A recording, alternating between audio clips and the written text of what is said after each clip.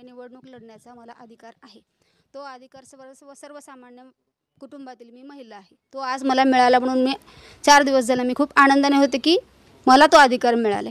पण गेल्या आठवड्यामध्ये काय झालं, त्यांच्याकडून कुठेतरी बातमी लीक झाली, त्यांना माहिती झालं प्रतिस्पर्धी जे आहेत आमचे, ज्यांच्यासोबत आमचं वैर आहे, वैर म्हणताना काय ते पूर्ण नियोजित का 50-60 वर्षाचं वैर नाही आहे, फक्त 2 वर्षापूर्वीपासूनचा पाटील परिवार म्हणजे माजी आमदार राजनजी पाटील, त्यांचा मुलगा विक्रांत राजन पाटील आणि दुसरा मुलगा अजिंक्य राणा राजन पाटील आणि त्यांना सपोर्ट करणारे त्यांचे मागचे परत माजी आमदार यशवंत माने, हे 4 चांडाळ चौकडी मिळून 3-4 दिवस झालं आणि गेल्या आठवड्यामध्ये पण त्यांनी पूर्णपणे आमच्या विरोधात प्लॅनिंग केलेलं आहे।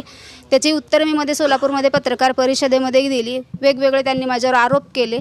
पाटील परिवार आणि माझं अनगरकर पाटील परिवार आणि माझी गेली 2 वर्ष झालं संघर्ष चालू आहेत। फक्त छत्रपती शिवाजी महाराज यांच्या शिवजयंती मिरवणुकीमध्ये माझ्या मुलाला एक जणांनी खांद्यावर घेतलं, तिथून हा आमचा संघर्ष चालू झालेला होता। माफी मागून देखील माफी मिळालेली नाही।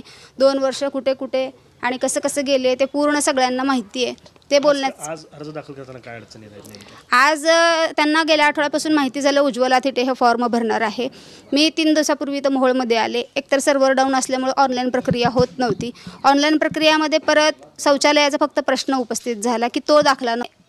हो, मी सीओला सांगतो एवढं सांगितलं। गेल्या आठवड्यापासून मी सीओ साहेबांना फोन करते, सीओ साहेब सुरेश बदर आणि तहसीलदार साहेब सचिन मुळे, तेच तिथले निवडणूक निर्णायक अधिकारी आहेत अनगर नगर पंचायत येथील, आणि त्यांनी मला ते दाखला कालपासून मिळू दिलेलं नाही आहे। तरी मी मागचे दुसरे डॉक्युमेंट्स घेऊन मी कसंही तयार केलं तर आज फॉर्म भरायला निघणार होते। फॉर्म भरायला निघणार हे सर्व सोशल मीडिया आणि प्रत्येकाला माहिती झालं होतं। तरी त्यांनी गेल्या 10 तारखेपासून फॉर्म भरण्याची प्रक्रिया चालू झाली। तेव्हापासून त्यांनी अनगरला जाण्याला 4 ते 5 मार्ग आहेत, वाफळे मार्ग, देवडी मार्ग आणि हिवरे मार्ग, यावली मार्ग आणि नरखेड मार्गे जर म्हणलं तर भोपले या गावावरून प्रत्येक ठिकाणी माझ्या 18 पगड जाती धर्माच्या बांधवांना महिलांना उभं केले गेलेलं आहे। त्यांना तिथे 6 दिवस झालं बसवून ठेवलं गेलेलं आहे। त्यांचा रोजगार त्यांना दिला जातोय, पण 2 मिनिट लक्षात घ्या, प्रत्येक शेतकऱ्याच्या मध्ये त्या माऊली कामाला जात होत्या। प्रत्येक शेतकऱ्याच्या पिकाचं आज नुकसान होते। कारण का उभं केलंय, कशासाठी हे सगळं? हे फक्त अनगर नगर पंचायत बिनविरोध होऊ नये म्हणून हा पूर्णपणे त्यांनी प्लॅनिंग केलेलं आहे।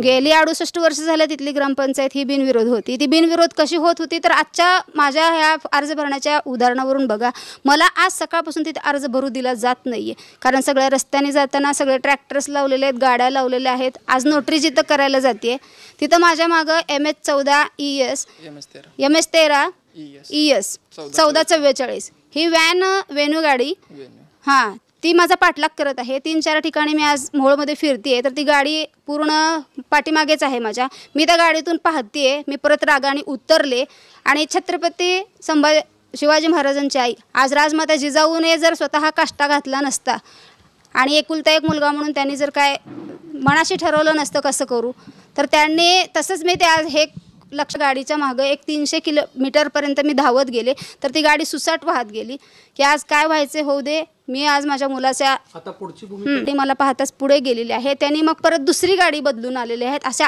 मोहोळ तालुक्यामध्ये किती गाड्या फिरत आहेत ते बघा। SP सरांना मी गेल्या 8 दिवसापूर्वी मेल केला, गेल्या महिन्यातही मेल केला। समक्ष ॲडिशनल प्रीतम यावलकर यांनाही मी भेटून आले, तेही म्हणले ताई प्रोटेक्शन देतो। आज सकाळपासून आम्ही त्यांना कॉल करतोय ते एकही पोलीस व्हॅन इथं आलेली नाही।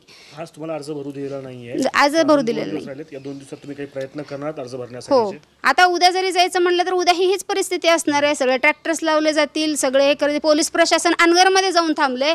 प्रतिप्रश्न करायचा आहे की तुम्ही लाडकी बहीण म्हणून योजना आणलेली आहे, पण ही लाडकी बहीण आज मरणाच्या दारात आहे, तिला काय निवडणूक लढण्याचा अधिकार नाही आहे का?